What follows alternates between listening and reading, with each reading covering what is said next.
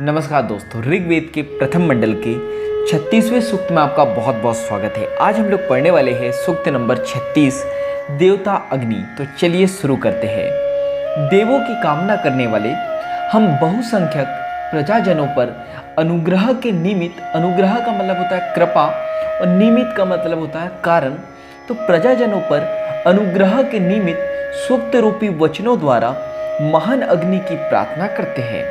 अन्य ऋषिगण भी इसी अग्नि की स्तुति करते हैं, यानी अन्य जो ऋषिगण हैं, ऋषि लोग हैं, वो भी इसी अग्नि की स्तुति करते हैं यानी प्रार्थना करते हैं।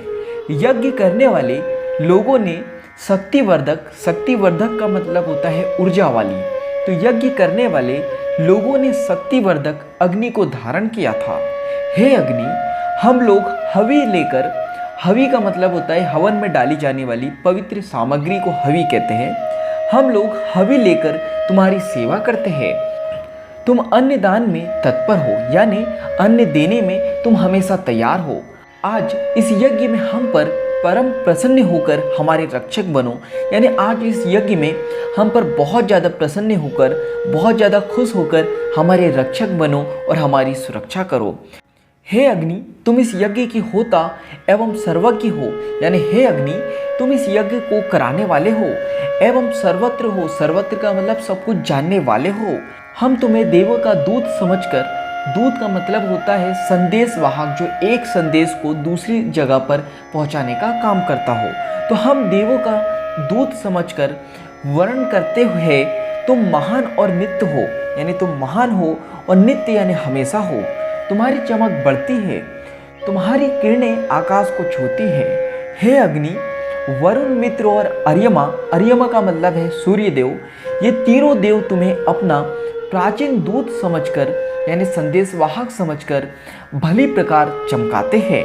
जो यजमान तुम्हें हवि देता है, यजमान का मतलब होता है यज्ञ करने वाला व्यक्ति या फिर कराने वाला व्यक्ति, तो जो यजमान तुम्हें हवि देता है, हवि का मतलब होता है हवन में डाली जाने वाली पवित्र सामग्री को हम लोग हवि कहते हैं। तो जो यजमान तुम्हें हवि देता है वह तुम्हारे द्वारा सभी प्रकार की संपत्ति जीत लेता है। हे अग्नि, तुम देवों को बुलाने वाले यजमान रूप, यजमान का मतलब यज्ञ कराने वाले व्यक्ति को यजमान कहते हैं, तो यजमान रूप प्रजाओं के पालक एवं हर्षित करने वाले हो। तुम देवों के दूत हो यानी संदेशवाहक हो। पृथ्वी आदि देवता जो स्थिर कर्म करते हैं वे तुम में मिल जाते हैं। हे युवक अग्नि, तुम परम सौभाग्यशाली को लक्ष्य करके सब हव्य दिए जाते हैं। तुम प्रसन्न मन होकर आज, कल और सर्वदा यानी हमेशा सुंदर एवं शक्तिशाली देवों का यज्ञ करो। यजमान नमस्कार करते हुए अपने आप चमकने वाली उसी अग्नि को हवि देकर उपासना करते हैं यानी आराधना करते हैं, भक्ति करते हैं। शत्रु को करारी हार देने के इच्छुक लोग होताओं द्वारा अग्नि को प्रज्वलित करते हैं यानी अग्नि को जलाते हैं। हे अग्नि, तुम्हारी सहायता से देवों ने वत्र को, वत्र एक राक्षस का नाम है, तो हे अग्नि, तुम्हारी सहायता से देवों ने वत्र को मारकर रहने के लिए स्वर्ग, पृथ्वी और आकाश को विस्तृत किया यानी फैला दिया। जिस प्रकार संग्राम में यानी युद्ध में हिनहिनाता हुआ घोड़ा गाय प्राप्त करता है, उसी प्रकार भली प्रकार बुलाए जाने पर तुम कण्व ऋषि के लिए इच्छानुसार धन बरसाओ।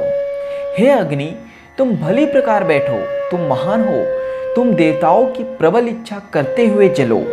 हे बुद्धिमान एवं प्रसन्ननीय अग्नि, तुम इधर उधर फैलने वाले धुएं को विशेष रूप से बनाओ।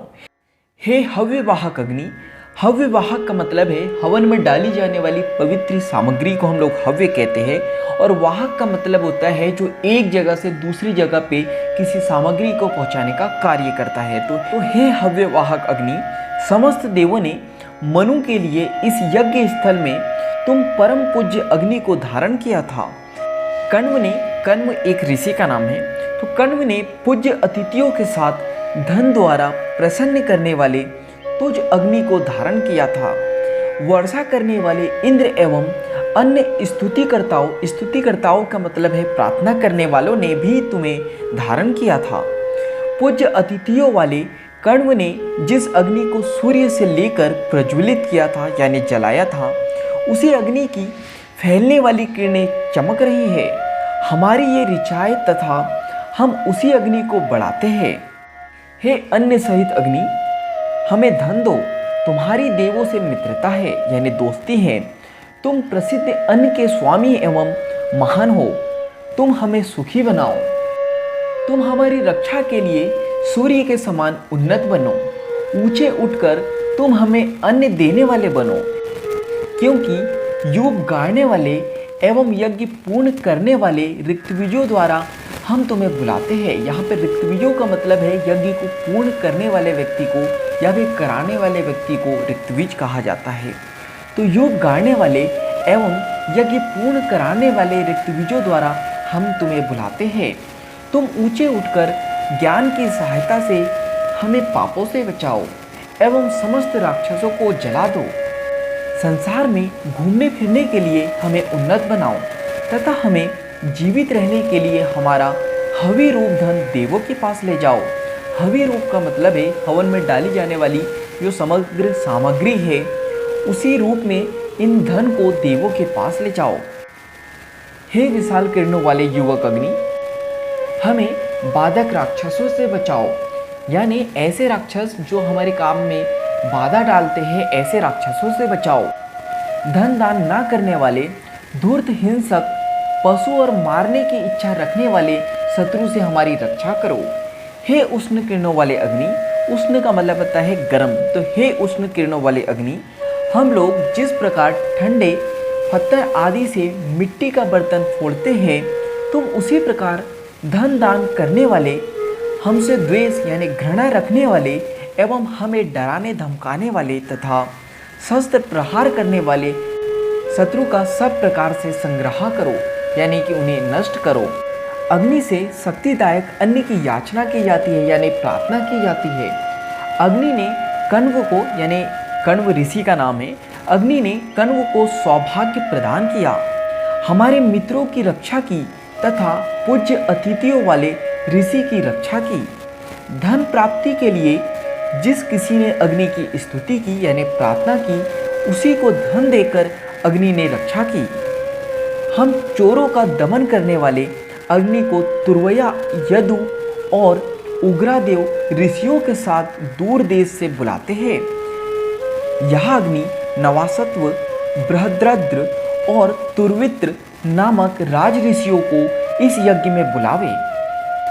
हे प्रकाश रूप अग्नि, मनु ने समस्त जातियों के कल्याण के लिए तुम्हारी स्थापना की थी। हे अग्निदेव, तुमने यज्ञ के निमित्त उत्पन्न होकर हव्य से तृप्ति प्राप्त की। हव्य यानी हवन में डाली जाने वाली पवित्र सामग्री से तृप्ति प्राप्त की, यानी शांति प्राप्त की। और कण्व को, कण्व जो एक ऋषि का नाम है, कण्व को प्रकाश दिया। मनुष्य तुम्हें नमस्कार करते हैं। अग्नि की ज्वालाएं चमकीली, शक्तिशाली और भयानक है, इसलिए उसे कोई नष्ट नहीं कर सकता। हे अग्निदेव, राक्षसों, यातुधानों यानी राक्षस या निशाचर एवं हमारे विश्व भक्षक शत्रुओं को जलाओ। तो यहाँ पे सूक्त नंबर 36 समाप्त होता है। आज के लिए इतना ही। धन्यवाद।